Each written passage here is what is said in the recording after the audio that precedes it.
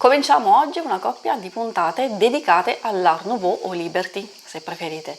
E quando parliamo di questo famosissimo movimento artistico non possiamo non pensare ad Alphonse Mucha. Siete curiosi di vedere il mazzo di tarocchi ispirati al suo stile? Bene, basta solo aspettare che finisca la sigla.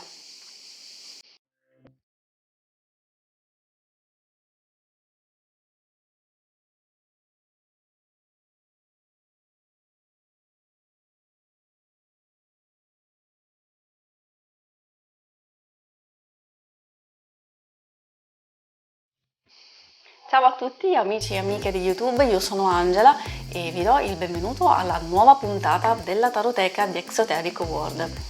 Prima di cominciare la visione vi ricordo che cliccando qui in alto a destra troverete la playlist con tutti gli episodi precedenti della Taroteca e che subito dopo l'analisi degli arcani maggiori ci sarà uno slideshow in cui li mostrerò e 22 a tutto schermo, in modo da darvi l'opportunità di apprezzarli ulteriormente, magari facendo degli screenshot dei vostri preferiti.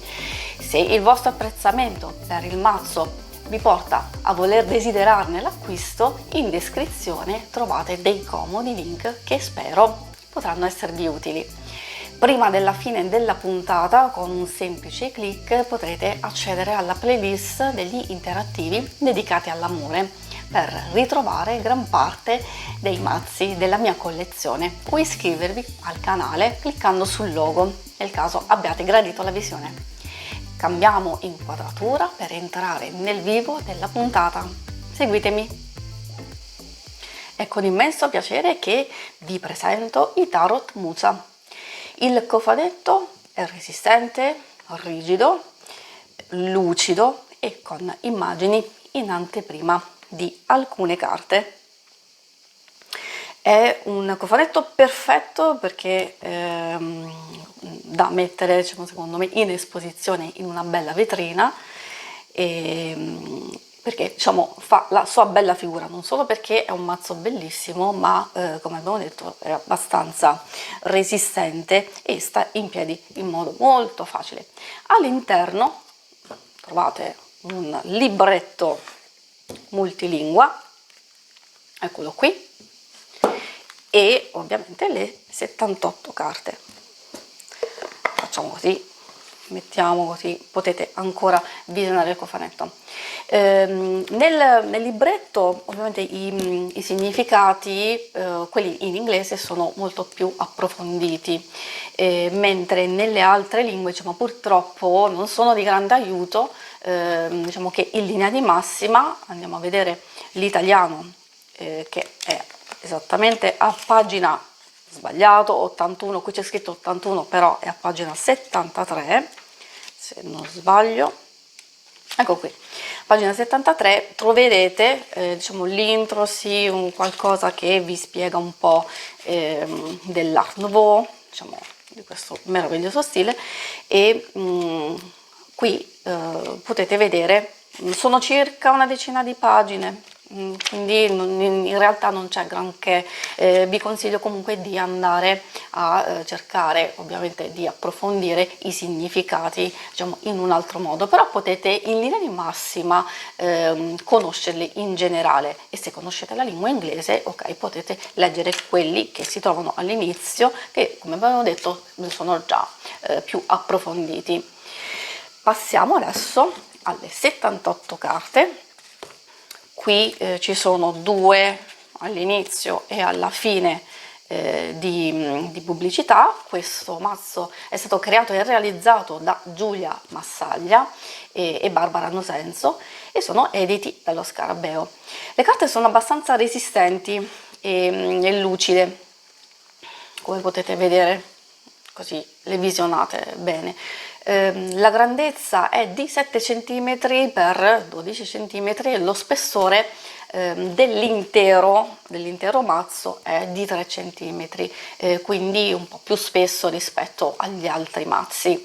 A mio avviso non c'è difficoltà nel mescolare questo mazzo, ma io consiglio comunque di utilizzare un tipo di mescolamento quanto più delicato possibile, proprio per preservare le carte stesse. Quindi per me sono da evitare, per esempio il riffle shuffle e tutti quei tipi di mescolamento che possono andare a rovinare soprattutto i bordi delle carte. Il colore dominante è diciamo questo giallo con effetto antico tipo pergamena. I bordi sono creati, diciamo, da cornici, no, con questi motivi floreali, e li vedremo che sono diversi per ogni gruppo, quindi per gli arcani maggiori, per gli arcani minori saranno così, per le coppe diversamente, per i pentacoli e quindi anche per i bastoni e le spade, quindi cornici tutte diverse. Una caratteristica è che le carte hanno il numero negli arcani maggiori, hanno il simbolo negli arcani minori, ma non hanno il nome della carta. Ad esempio, faccio vedere, hanno il numero, il simbolo sotto corrispondente appunto al seme stesso, e questo può comportare un po' di difficoltà per chi soprattutto alle prime armi, ma direi che è facilmente superabile. Il retro delle carte non è speculare, quindi si capisce subito se la carta è dritto o rovescio, quindi per chi fa un tipo di lettura con i rovesci si possono leggere comunque, è ovvio, però in questo caso il consiglio è magari di non osservare le carte nel momento della scelta, così non capite esattamente come si trova in quel momento la carta stessa. Una cosa che voglio farvi notare e che vi farò notare anche nel corso della puntata sono dei riferimenti appunto alle opere di Alfons Mucha, e in questo caso riguardo il dorso abbiamo un'opera che proprio è tratta appunto un'opera proprio di Mucha, che è l'opera Frutta. Adesso vedete il riferimento qui a fianco. Passiamo all'analisi e a vedere meglio gli arcani maggiori.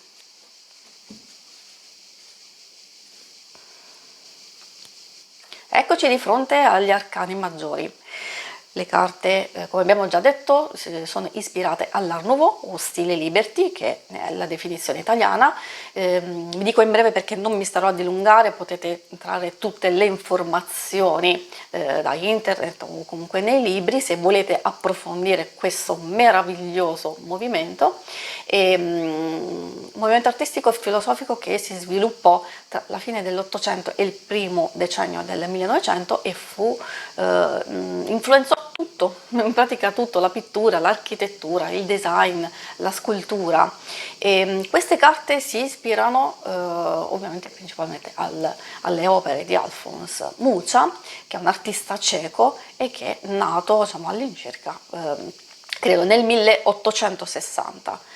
Le artiste che hanno sia interpretato, secondo me in un modo magistrale, sono la Massaglia e la Nosenso, sono riuscite a cogliere l'anima dell'artista e il suo stile, che è caratterizzato dalle linee morbide, da tratti sinuosi ed è lampante la predilizione per i soggetti femminili, e le sue donne, come potete ben osservare, sono molto belle, affascinanti e anche misteriose.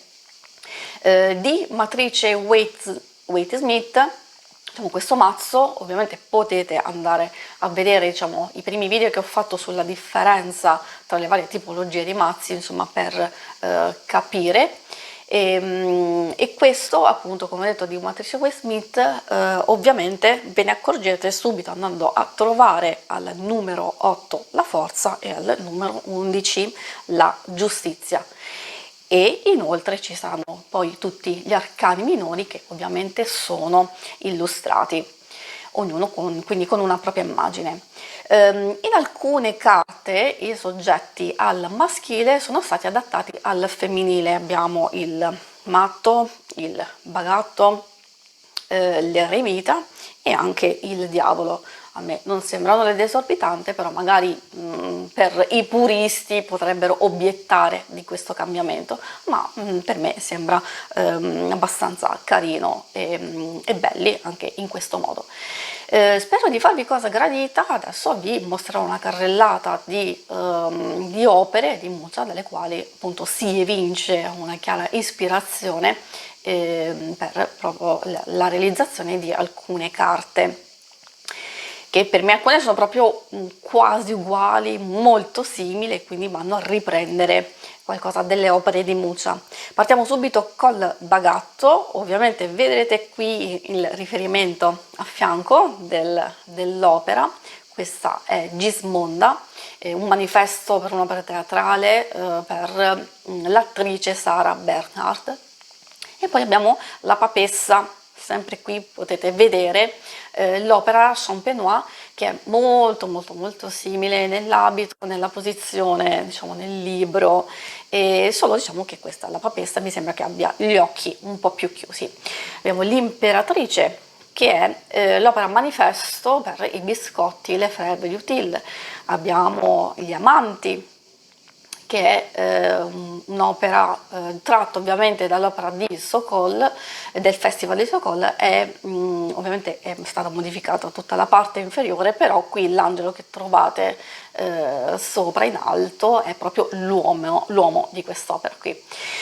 Poi passiamo avanti e andiamo a vedere la ruota, che appartiene ad una serie, le stagioni, e questa è l'estate. Adesso vediamo la giustizia. Questa proprio è molto simile. L'opera è la pubblicità del Moet Chandon, e il vestito, la postura, il volto è praticamente, diciamo, uguale, solo che qui c'è la spada e nell'opera non la trovate. Poi abbiamo il diavolo. Ecco, qui c'è qualcosa che ovviamente si nota subito. L'opera è Salammbô o Salammbô, molto simile nel vestito. Ovviamente cambia totalmente la postura, perché questa è frontale e invece lì è di lato. Se non sbaglio è una protagonista di un romanzo di Gustave Flaubert. E per concludere abbiamo dalla serie di 4 pannelli La Luna e le Stelle. Voi li vedrete e quindi ve li cito in ordine. Abbiamo il mondo, che è la stella del mattino. Poi abbiamo ovviamente la stella, che è la stella polare, e la stella, e poi la luna. Quindi qui la stella, la luna e il mondo. Ok, perfetto, si conclude il viaggetto con gli arcani maggiori. Proseguiamo con gli arcani minori.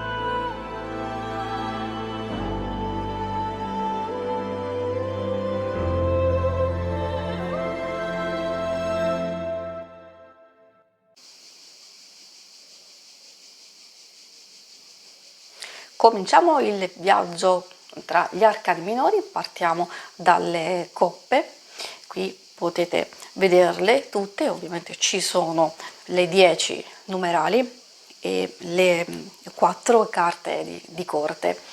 Anche qui mi piacerebbe far vedere una diciamo, piccola carrellata di riferimenti. È ovvio che magari mi può essere sfuggito qualcosa. Se voi avete notato qualche altra diciamo, somiglianza con delle opere di Musa, potete scrivermelo nei commenti. Una cosa che vabbè, mi piace dire, questo io adoro l'Art Nouveau, quindi adoro le carte, per me sono bellissime. È ovvio che magari vi deve piacere lo stile. Per la lettura io sono sicura che non troverete nessuna difficoltà, se ovviamente avete già a che fare e conoscete appunto i Waite Smith. Diciamo, non che mi sembra proprio impossibile, secondo me proprio vi innamorerete di questo mazzo qui, come appunto lo sono io. E in questa piccola carrellata partiamo subito con questo qui, il 3 di coppe, che se non sbaglio lo vedete qui, è tratto da Amand. Sono le 3 donzelle. Ovviamente qui sono in una disposizione diciamo più vicina rispetto all'opera stessa. Poi abbiamo il 4 di coppe, che è l'Indovina, la vedete sempre qui vicino. Poi abbiamo l'8 di coppe, e sempre diciamo questa ragazza qui, l'opera è L'età della saggezza. Quindi quasi per finire abbiamo il 9 di coppe, che è il manifesto, se non sbaglio, di una birra, ed infine abbiamo il Fante di coppe, che l'opera è liturgia slava. Ovviamente diciamo qui potete vedere questo signorino che lo vedete lì sulla sinistra della carta, scusate, dell'opera. Detto questo, andiamo a vedere. Ovviamente potete fermare il video in questo momento giusto per avere una bella visione e un quadro generale di tutte le coppe. Adesso andiamo a vedere i denari. Ecco a voi i pentacoli o denari. Come avete potuto vedere, quindi passiamo da un'atmosfera diciamo sempre col giallo dominante della carta, però dove c'era molto più azzurro e celeste, e invece qui c'è molto più giallo e più arancio, in linea di massima ovviamente. Qui vedete i 10 numerali, abbiamo le carte di corte. Potete vedere nel librettino in fondo i riferimenti delle carte di corte, quindi chissà, magari avete difficoltà a capire i simbolini che trovate qui in alto. Quindi i vari riferimenti, ovviamente questo è il paggio, poi c'è il cavaliere, diciamo la regina e il re. Quindi diciamo è una piccola nota caruccia che volevo farvi notare. E poi ovviamente vi mostro qualche altra opera che ovviamente le artiste diciamo alle quali si sono ispirate a Musa, le vedrete qui a fianco, e partiamo con il 5 di denari.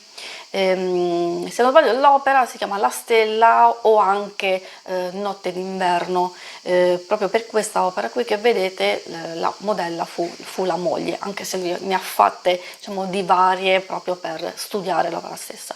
Poi troviamo il 9, che è sempre del pannello delle stagioni, però questo è l'autunno, qui la vedete disposta in questo modo, invece nell'opera stessa è all'opposto. E basta, diciamo, si conclude qui la visione dei denari. Potete fermare il video in questo momento, così potete avere una chiara visione di tutte queste 14 carte. Adesso noi andiamo a vedere i bastoni. Eccoci qui di fronte al seme di bastoni, quindi arriviamo in un'atmosfera molto più calda, effettivamente il loro elemento è il fuoco, e infatti si può notare questa bella atmosfera un po' per tutte le 14 carte.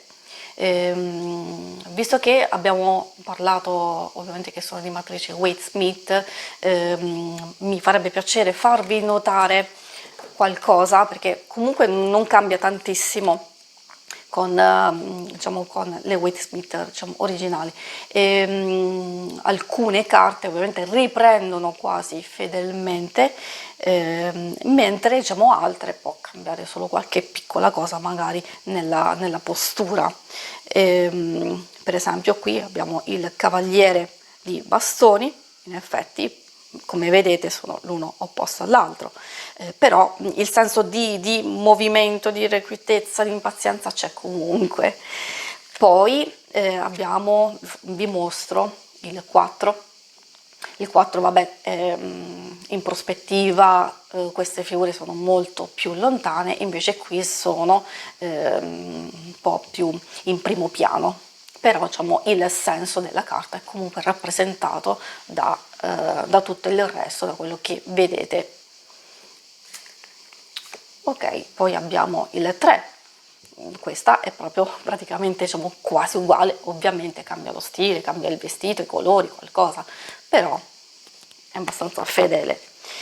Abbastanza fedele anche è il 5, questo così, il 5 di bastoni, c'è qualche piccolo dettaglio ma secondo me è talmente irrilevante.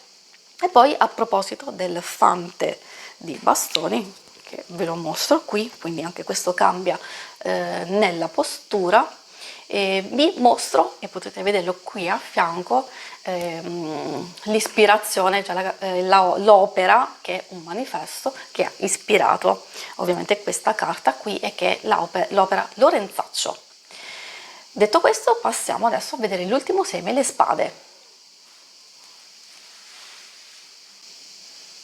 Eccoci di fronte all'ultimo seme, le spade, quindi passiamo da un'atmosfera molto più calda a quella un po' più fredda e rarefatta delle spade, ma i colori rimangono comunque forti, vivaci e abbastanza importanti.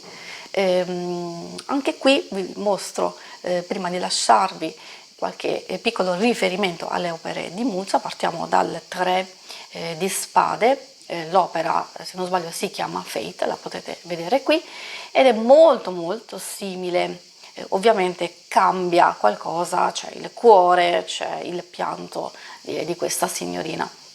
Poi passiamo all'8 di spade, che è della serie Fiori, e questo è l'Iris, quindi la signorina ovviamente qui è bendata, però diciamo la postura è simile, uguale anche lei, bionda, per me uguale, cambia solo ovviamente il fatto che sia bendata e attorcigliata in questo nastro, in questa benda. Poi, diciamo, quasi per concludere, mostro anche il fante di spade, che è il manifesto di Amleto, e per finire la regina di spade, che è l'opera Slavia. E anche qui, diciamo, potete vedere tutto.